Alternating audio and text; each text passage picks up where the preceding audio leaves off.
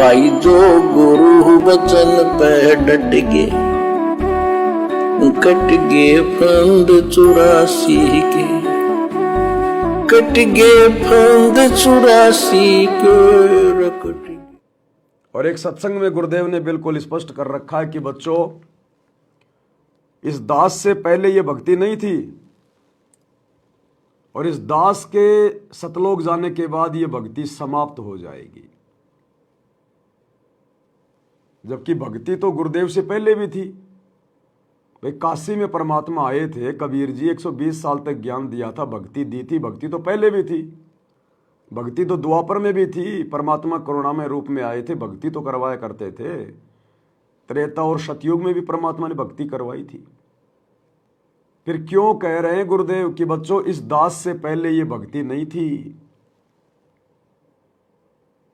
इसलिए कह रहे हैं कि ये कंप्लीट भक्ति का कोर्स, पूर्ण मोक्ष प्राप्ति की विधि, पूरा समाधान आज से पहले धरती पर किसी को नहीं दिया गया।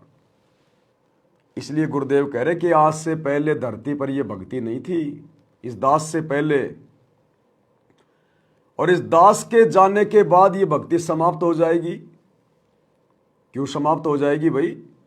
जब गुरुजी सबको भक्ति का पूरा कोर्स दे के जा रहे हैं, डीवीडी में सारे मंत्र डाल के चले जाएंगे, डीवीडी में तीनों समय की आरती डाल के चले जाएंगे, सत्संग उनके धरती पर हजारों साल रहेंगे, तो फिर गुरुदेव ये क्यों कह रहे हैं कि मेरे जाने के बाद ये भक्ति समाप्त हो जाएगी? क्योंकि भैया ट्रेन चाहे कितनी लंबी हो, कितनी अच्छी हो, अगर ट्रेन में ड्राइवर नहीं है, ट्रेन से यदि ड्राइवर उतर जाता है तो वो सवारियां फिर आगे नहीं बढ़ सकती है। भले उनके पास टिकट भी है, उनकी सीट भी रिजर्व है और ट्रेन भी बॉम्बे वाली है, भले आरती भी हैं, मंत्र भी हैं, सत्संग भी हैं, यदि ट्रेन से ड्राइवर नीचे उतर चुका है तो आपकी वो टिकट भी बेकार, वो खड़ी खड़ी गाड़ी भी बेकार, आप जी आगे नहीं बढ़ सकते। तो जिस दिन इस भक्ति मार्ग की ट्रेन से सतगुरु रामपाल जी भगवान सतलोक चले जाएंगे, उस दिन के बाद धरती पर आरती भी रहेंगे, मंत्र भी रहेंगे, जब तक विज्ञान चलेगी, तीनों समय की आरती भी रहेगी, लेकिन आत्माएं अपने गंतव्य स्थान तक नहीं पहुंच पाएंगी, मोक्ष प्राप्त नहीं कर पाएंगी। इसलिए इस पिछली पीढ़ी को गुरुदेव बार बार गोल्डन एरा कह रहे हैं, गोल्डन एरा, भक्ति युग, स्वर्ण युग। और इस भक्ति युग का पूर्ण फायदा वही आत्माएं उठा पाएंगी जो गुरु में परमात्मा के दर्शन करेंगी।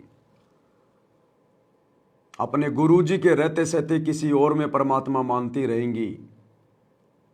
एक कागज के टुकड़े वाली, दाढ़ी मूंछ वाली कबीर जी की समझे जाने वाली फोटो में यदि परमात्मा देखते रहे, जो उनके महीने में उस कागज के टुकड़े को कबीर जी मानकर उसका कबीर प्रकट दिवस मनाते रहे, तो आप इसी ट्रेन में यहीं बैठे रहोगे।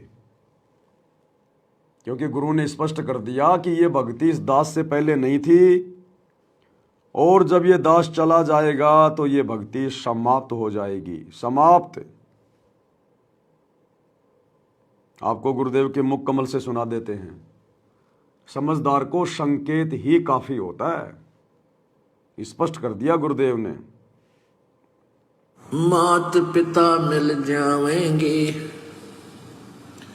मात पिता मिल जाएंगे, 184 माही, ये सतगुरु सेवा और ये भक्ति भाई फेर मिलन की नाही। इससे पहले नहीं थी यह भक्ति, और इस दास के बाद यह भक्ति समाप्त हो जाएगी। अब तो चलेगी कुछ वर्षों तक, फिर कलयुग तो बहुत लंबा चौड़ा विशेष है, उसमें यह नहीं रहेगी लास्ट में। क्लियर?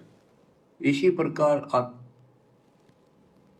स्पष्ट कर दिया गुरुदेव ने कि मात पिता मिल जाएंगे, 184 माही, सतगुरु की सेवा और ये भक्ति फेर मिलन की नाही।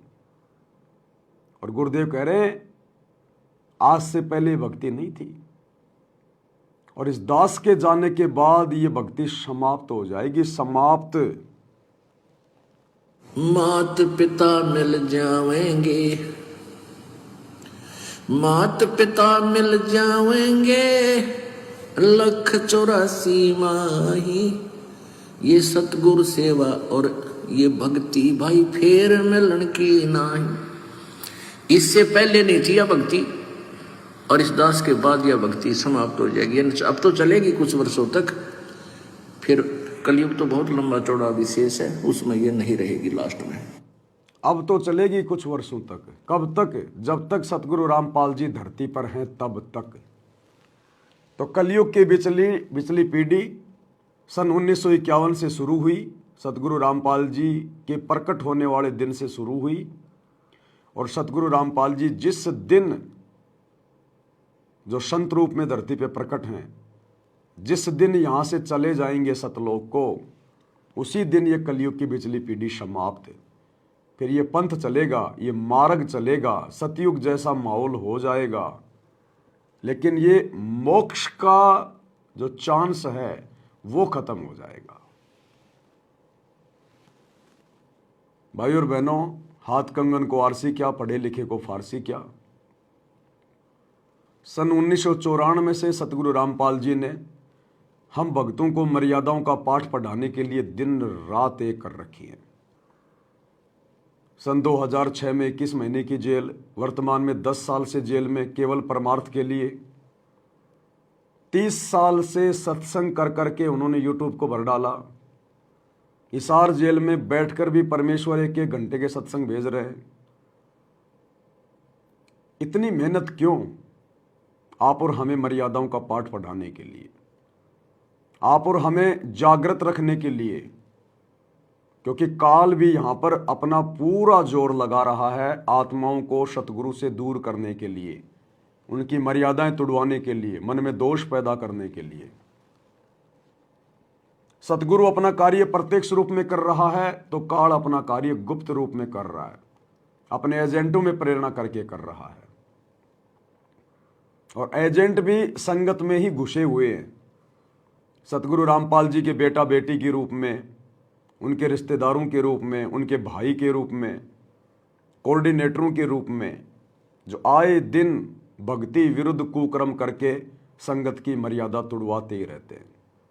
तो काल अप्रत्यक्ष रूप में अपना काम कर रहा है और सतगुरु प्रत्यक्ष रूप में सत्संग करके अपना कार्य कर रहा है। भाई जो गुरु बचन पे डट के, कट गे फंद 84 के, कट गे फंद 84 के, कट गे फंद 84 के।